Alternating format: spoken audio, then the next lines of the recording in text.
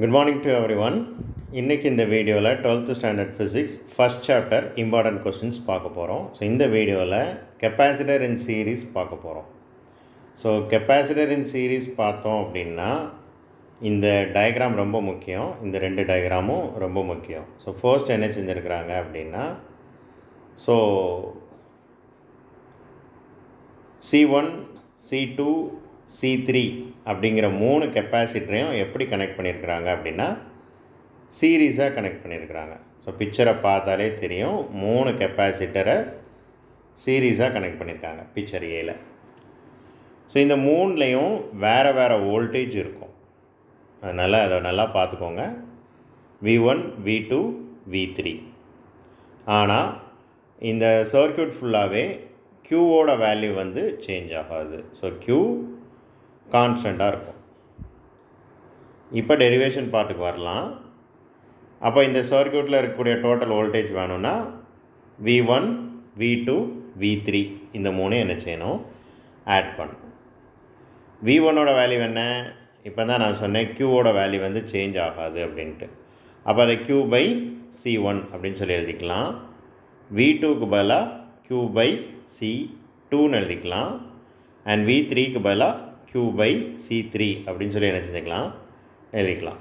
இந்த ஃபார்முலா எங்கேருந்து வந்துச்சு, C is equal to Q by V கெப்பாசிட்டன்ஸுக்கு டெஃபினேஷன் படிக்கும்போது வந்திருக்கும். இதில் Cயையும் Vயையும் இன்டர்சேஞ்ச் பண்ணுங்கள். அப்போ V is equal to Q by C அப்படின்னு சொல்லி என்ன செஞ்சிடும், வந்துடும். அதிலே நீங்கள் பார்த்தீங்க அப்படின்னா இந்த 3 டிஃப்ரெண்ட் வேல்யூஸ் இருக்கக்கூடிய C தான் கெப்பாசிட்டன்ஸாக நம்ம எடுத்துருக்குறோம். அப்போ C1 C2 C3 தான் இருக்கும், இருந்தாகணும். இங்கேயும் V1 V2 V3 தான் என்ன செய்யணும், இருந்தாகணும். Q மட்டும் கான்ஸ்டண்ட்டாக இருக்கும். இப்போ இந்த மூணுலேயும் காமனாக இருக்கிற Qவை என்ன செஞ்சுட்டாங்க அப்படின்னா வெளில எடுத்துட்டாங்கன்னா உங்களுக்கு இந்த ஈக்குவேஷன் 1.104 கிடைக்கும். ஸோ Q வெளில வந்துடும். 1/C1 + 1/C2 + 1/C3 என்ன செய்யும், கிடைக்கும்.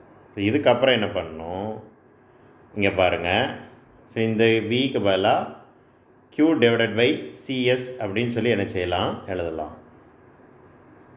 ரைட்.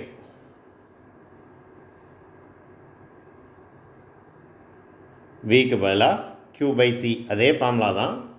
C of S அப்படிங்கிறது எதை இண்டிகேட் பண்ணுது, கெப்பாசிட்டன்ஸ் இன் சீரீஸ் அப்படிங்கிறத சொல்லுது.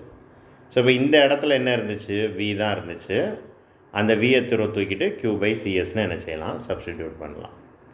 இப்போ ரெண்டு பக்கமும் இருக்கக்கூடிய Qவும் என்ன ஆயிரும், கேன்சல் ஆயிரும். அப்போ 1/CS is equal to 1/C1 + 1/C2 + 1/C3ன்னு கிடச்சிரும். தட்ஸ் ஆல், அவ்வளோதான். இப்போ இந்த ஈக்குவலண்ட் இந்த ஃபார்முலா டெரைவ் பண்ண பிறகு கிடச்சது. ஸோ அப்போ இந்த படமும் என்ன செய்யணும், கண்டிப்பாக வரையணும். இது வந்து ஒட்டுமொத்த எஃபெக்டிவ் கெப்பாசிட்டன்ஸ். அந்த மூணையும் ஆட் பண்ணதுக்கப்புறம் சீரியஸாக ஆட் பண்ணதுக்கப்புறம் கிடைச்ச எஃபெக்டிவ் கெப்பாசிட்டன்ஸ். ஸோ இந்த பிக்சரையும் தெளிவாக பார்த்துக்கோங்க, பிக்சரில் என்ன இருக்குங்கிறதையும் ரீட் பண்ணிக்கோங்க. So the inverse of equivalent capacitance CS of 3 capacitors connected in series is equal to sum of inverses of each capacitance. So இது வெரி வெரி இம்பார்ட்டண்ட். இப்போ ஒரு முக்கியமான விஷயம், resistor in series and parallel அப்படிங்கிறது second chapter, capacitor in series and parallel அப்படிங்கிறது first chapter. So கொஸ்டினை நல்லா தரவாக ரீட் பண்ணணும். ரெசிஸ்டர் இன் சீரீஸ் கேட்டிருக்காங்களா, கெப்பாசிட்டர் இன் சீரீஸ் கேட்டிருக்காங்களா அப்படிங்கிறத தெளிவாக ரீட் பண்ணி கவனமாக ஆன்சர் பண்ணுங்கள். ஏன்னா இங்கே சீரீஸாக கனெக்ட் பண்ணுறதுக்கு 1/CS is equal to 1/C1 + 1/C2 1/C3 அப்படிங்கிற மாதிரி கிடைக்கும். ஆனால் ரெசிஸ்டர் இன் சீரீஸில் என்ன கிடைக்கும் அப்படின்னா டைரெக்டாக ஆட் பண்ணுவீங்க. R1 R2 R3 அப்படி ஆட் பண்ணுவீங்க. ஸோ இதெல்லாம் கரெக்டாக ஞாபகம் வச்சிங்க அப்படின்னா தான் இந்த கொஸ்டின்ஸை வந்து கன்ஃபியூஸ் இல்லாமல் தெளிவாக எழுத முடியும். தேங்க்யூ.